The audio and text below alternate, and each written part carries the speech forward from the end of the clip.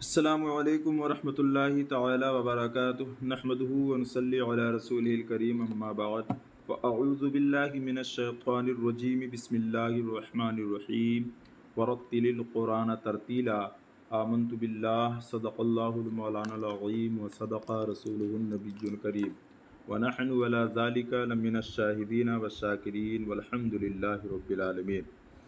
یہ ہمارا درس ضیاء القرآت کا چل رہا ہے۔ آج انشاءاللہ تبارک و تعالی ہم را کے پر اور باریک پڑھنے کے 10 قاعدے پڑھیں گے۔ تو آئیے بلا تاخیر ہم سبق کو شروع کرتے ہیں۔ مصنف علیہ رحمہ فرماتے ہیں کہ را کے پر اور باریک پڑھنے کے 10 قاعدے ہیں۔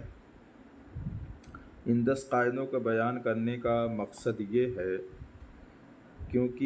کہ بعض کے نزدیک را میں تفخیم عارض ہے اور بعض کے نزدیک ترقیق عارض ہے، اس لیے دونوں قسم کے قواعد بیان کر رہے ہیں تاکہ دونوں قول کے موافق تفخیم اور ترقیق کا قاعدہ کلیہ معلوم ہو جائے۔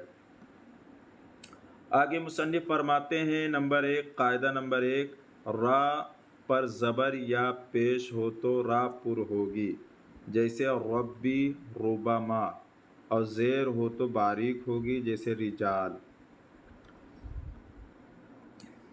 اب ایک چیز آپ یاد رکھیں کہ حرکات میں سے صرف زبر اور پیش تفخیم کے صالح ہیں، یعنی ان دونوں حرکتوں میں استعلاء لسان یعنی علت تفخیم ممکن ہے۔ یہی وجہ ہے کہ جن حرفوں میں صلاحیت تفخیم ہے وہ زبر اور پیش کی حالت میں پر ہوتے ہیں، بخلاف کسرہ کے کہ یہ علاوہ مستعلیہ کے معنی استعلاء ہیں، بلکہ خود مستعلیہ مکسور کی تفخیم بھی بوجہ کسرہ کے مستعلیہ مفتوح اور مضموم سے کم ہوتی ہے۔ اب سوال پیدا یہ ہوتا ہے کہ را مکسور باریک کیوں پڑھی جاتی ہے؟ تو اس کا جواب یہ ہے کہ زیر میں انخفاض ہوتا ہے، اس وجہ سے را مکسور جو ہے ہمیشہ باریک ہوتی ہے۔ قاعدہ نمبر 2 مصنف بیان کرتے ہیں، را ساکن سے پہلے زبر یا پیش ہو تو پر ہوگی، جیسے فردا اور قرآن۔ کیونکہ را ساکن کوئی مستقل حکم نہیں رکھتی، اس لیے را ساکن پر اور باریک پڑھے جانے میں اپنے ماقبل والی حرکت کے تابع ہے۔ جیسے ماقبل کی حرکت ہوگی ویسا ہی را ساکنہ کا حکم ہوگا، لیکن را ساکن ماقبل کسرہ ہو تو اپنے شرائط کے موافق پڑھی جائے گی، جیسا کہ شرائط آگے مصنف بیان کرتے ہیں کہ اور زیر اصلی ایک کلمہ میں ہو اور اس را ساکن کے بعد کوئی حرف مستعلیہ ایک کلمہ میں نہ ہو تو باریک، جیسے فرعون، اور جو زیر کسی وجہ سے ہو اس کو زیر عارضی کہتے ہیں، اور جو زیر اصل لفظ کا ہو اس کو زیر اصلی کہتے ہیں۔ یعنی جب رائے ساکنہ سے پہلے نہ کسرہ عارضی ہو، نہ کسرہ منفصلہ ہو، نہ حرف مستعلیہ اسی کلمہ میں ہو جس کلمہ میں را ساکن ہے، تب ما قبل کے کسرہ اصلی کی وجہ سے رائے ساکنہ باریک ہوگی، جیسے فرعون وغیرہ۔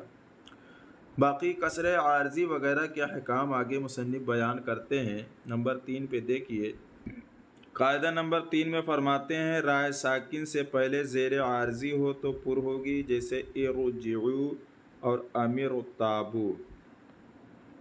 نمبر 4 میں فرماتے ہیں، رائے ساکن سے پہلے زیر ایک کلمہ میں نہ ہو تو پر ہوگی، جیسے رب ارجعون۔ قاعدہ نمبر 5 میں فرماتے ہیں، رائے ساکن سے پہلے زیر ہو اور اس را کے بعد حروف مستعلیہ ایک کلمے میں ہو تو جیسے لبالمرصاد۔ اب یہ جو تینوں قاعدے مصنف علیہ رحمہ نے بیان کیے ہیں، تینوں میں را پر ہوگی۔ اس کی وجہ کیا ہے؟ تو اس کی وجہ یہ ہے کہ دیکھو ان تینوں صورتوں میں بوجہ زیر عارضی اور بوجہ انفصال کسرہ اور بوجہ اتصال مستعلیہ کے کسرہ ضعیف ہے، اور معنی استعلا دو ہیں، کسرہ اور یا۔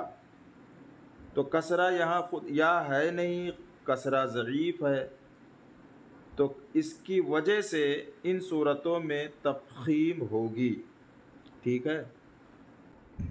اور ایک بات ذہن نشی رکھیں، یہاں جو لبل مرصاد میں را جو پر ہے مرصاد، اس صاد کی وجہ سے پر نہیں ہے، کیونکہ جب یہ کہا جاتا ہے کہ را ساکن ہو اور اسی کلمے میں حروف مستعلیہ ہو تو را پر ہوگی، تو سمجھ میں یہ آتا ہے کہ شاید اس صاد یعنی حرف جو ہے اس حرف کی وجہ سے را پر ہوئی، لیکن ایسا نہیں ہے۔ اس حرف کی وجہ سے را جو ہے وہ پر نہیں ہے، بلکہ اس حرف میں ایک صفت ہے، صفت استعلا، اس صفت کی بنیاد پر یہ حرف پر ہوئے گی۔ یہاں عارض بالصفت ہے یہ، ٹھیک ہے، عارض بالصفت کی یہ بحث چل رہی ہے۔ عارض بالحرف اس کے بعد انشاءاللہ مصنف علیہ رحمہ بیان کریں گے۔ آگے ایک لفظ کے بارے میں فرمایا کہ مگر لفظ فرقن میں پر باریک دونوں جائز ہیں۔ لفظ فرقن میں پر اور باریک دونوں جائز ہیں، اس کی وجہ کیا ہے؟ اس میں پر اور باریک دونوں اس لیے جائز ہیں کہ یہاں را ساکن بین الکسرتین واقع ہوئی ہے، حالانکہ صرف ایک ہی کسرہ موجب ترقیق ہوتا ہے۔ دوسرے یہ کہ یہاں حرف مستعلیہ مکسور ہونے کی وجہ سے خود قاف کا استعلا ضعیف ہو گیا ہے، لہٰذا بین الکسرتین کی وجہ سے را باریک پڑھی جائے گی اور قاف حروف مستعلیہ کی وجہ سے پر پڑھی جائے گی۔ آگے مصنف بیان کرتے ہیں 6 نمبر میں کہ رائے ساکن سے پہلے زیر ہو اور اس را کے بعد حروف مستعلیہ دوسرے کلمے میں ہو تو باریک ہوگی، جیسے وصبر صبرا، چونکہ دو کلموں میں کسی حرف کا پر اور کسی حرف کا باریک پڑھنا موجب ثقالت نہیں، اس لیے صبرا سے پہلے وصبر کی را باریک ہی ہوگی، کیونکہ یہ جو پر کرتے ہیں ثقالت کو دور کرنے کے لیے کرتے ہیں، اور جب دو کلموں میں ہے تو کسی حرف کا پر اور کسی حرف کا باریک پڑھنا دو کلموں میں ثقالت نہیں ہے۔ 7 نمبر میں مصنف بیان کرتے ہیں رائے ساکن سے پہلے یائے ساکن ہو تو باریک ہوگی، جیسے خیر خبیر، یعنی جو را بوجہ وقف ساکن ہو اور اس سے پہلے یا ساکنہ ہو، اگرچہ اس یائے ساکنہ سے پہلے زبر ہو تو را باریک ہی ہوگی، اس لیے کہ رائے ساکنہ کے لیے یائے ساکن جو ہے معنی استعلا، لہذا خیر وغیرہ کی را بحالت وقف باریک ہوگی اور بحالت وصل اپنی حرکت کے موافق پڑھی جائے گی۔ 8 نمبر میں مصنف علیہ رحمہ بیان کرتے ہیں رائے ساکن سے پہلے ساکن غیر یا ہو اور اس ساکن سے پہلے زبر یا پیش ہو تو پر ہوگی، جیسے نار و نور، اور زیر ہو تو باریک ہوگی، جیسے السحر۔ اس قاعدے میں بھی رائے موقوفہ کا حکم بیان کیا گیا ہے، بس ایسی صورت میں جب سکون وقفی اور سکون لازم سے پہلے زبر یا پیش ہو تو را پر ہوگی، ورنہ باریک، کیونکہ رائے ساکنہ موقوفہ کے لیے کوئی حکم خاص نہیں ہے اور اس سے پہلے سکون لازم معنی حکم نہیں، لہٰذا سکون لازم سے پہلے جیسی حرکت ہوگی ویسا ہی رائے ساکنہ موقوفہ کو حکم دیا جائے گا۔ باقی بحالت وصل اور بحالت روم را متحرکہ کا حکم دیا جائے گا۔ 9 نمبر مصنف نے بیان کیا کہ رائے مشددہ پر زبر یا پیش ہو تو دونوں را پر ہوگی، جیسے لیس البر و لیس البر، اور زیر ہو تو دونوں باریک ہوگی، جیسے بالبری۔ اب رائے مشددہ میں اگرچہ دو را پڑھی جاتی ہے، پہلی ساکن دوسری متحرک، لیکن رسماً ایک ہونے کی وجہ سے را منفردہ متحرکہ کے حکم میں ہے، یعنی جو پہلی را ساکن ہے وہ متحرک کے حکم میں ہے۔ را مشددہ پر جیسی حرکت ہوگی اسی کے موافق دونوں را پڑھی جائے گی، پس بحالت وصل لصحت تشدید کے قاعدے کے تحت پہلی را دوسری را کے تابع ہے، جیسے لیس البر اور بحالت وقف دوسری راہ پہلی راہ کے تابع ہوتی ہے، کیونکہ راہ موقوفہ مشددہ بھی راہ ساکنہ کے حکم میں ہے۔ آگے 10 نمبر قاعدہ میں مصنف بیان کرتے ہیں کہ را کا زبر بوجہ امالہ زیر کی طرف مائل ہو جائے تو را باریک ہوگی، جیسے بسم اللہ مجریہا، اور امالہ کی وجہ سے جب زبر زیر کی طرف مائل ہو جاتا ہے تو اس کے بعد کا الف بھی یا کی طرف مائل ہو جاتا ہے۔ بروایت حفص رحمہ اللہ تعالیٰ نے صرف اسی لفظ میں امالہ ہے، اور الف اور واو مدہ سے پہلے اگر حرف پر ہو تو یہ دونوں بھی پر ہوں گے ورنہ باریک۔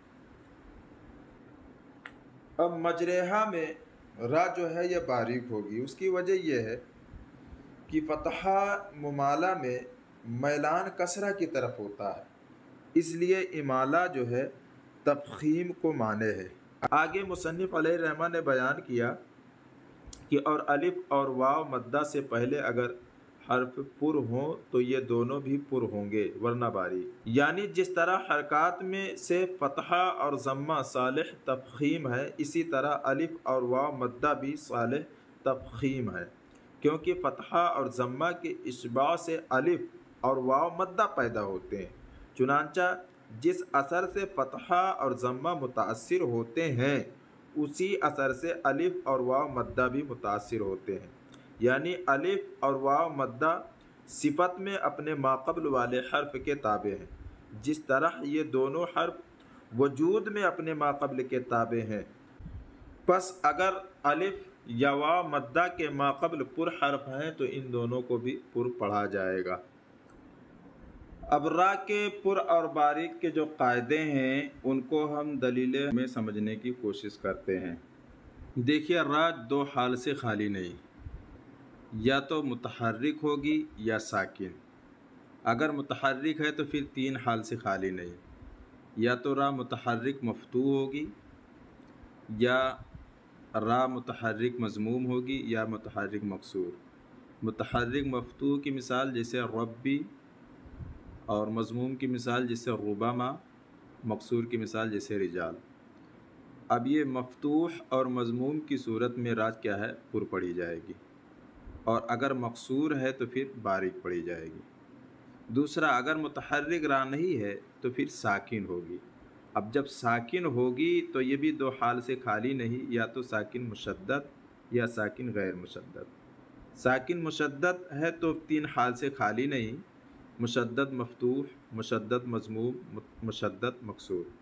مشدد مفتوح کی مثال جیسے لیس البر، اور مشدد مضموم کی مثال جیسے لیس البر، اور مشدد مکسور کی مثال جیسے لیس البری۔ اب ان 2 صورتوں میں مشدد مفتوح اور مضموم کی صورت میں را پر پڑھی جائے گی، اور دونوں را، یہ یاد رکھیں، ٹھیک، جیسا کہ سبق میں بیان کیا گیا۔ اور مشدد مکسور ہے تو باریک پڑھی جائے گی۔ اب جو ساکن ہے یہ مشدد نہیں بلکہ ساکن غیر مشدد ہے، تو پھر یہ 2 حال سے خالی نہیں، کہ جو را ساکن ہے اس کا ماقبل متحرک ہوگا یا ماقبل ساکن ہوگا۔ ماقبل اگر متحرک ہے تو پھر 3 حال سے خالی نہیں، ماقبل مفتوح ہوگا، یعنی را ساکن ماقبل مفتوح ہوگا، یا را ساکن ماقبل مضموم ہوگا، یا را ساکن ماقبل مکسور۔ اگر را ساکن ماقبل مفتوح یا مضموم ہے جیسے فردا اور قرآن، تو دونوں صورتوں میں را پر پڑھی جائے گی۔ تو را ساکن ماقبل مفتوح اور مضموم جیسے فردا، قرآن، یہ پر پڑھی جائے گی۔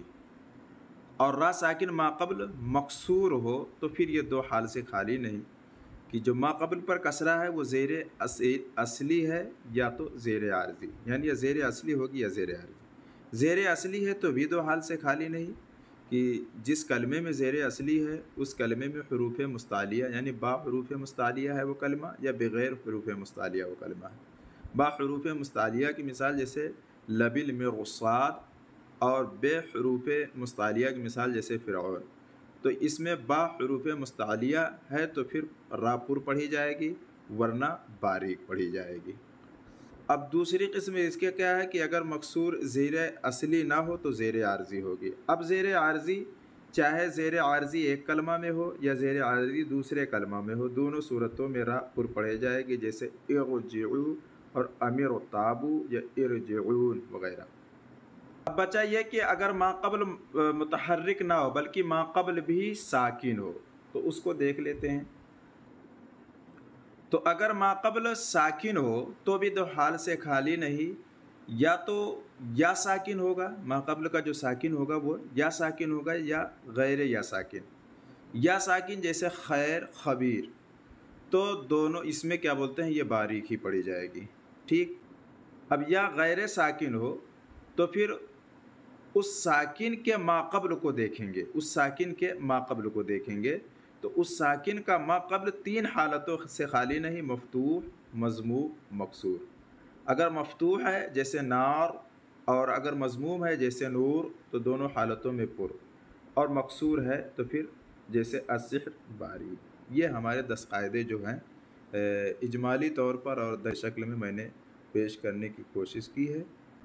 اگلا سبق انشاءاللہ تبارک و تعالی بہت جلد لے کر میں حاضر ہوں گا۔ السلام علیکم ورحمۃ اللہ تعالی وبرکاتہ۔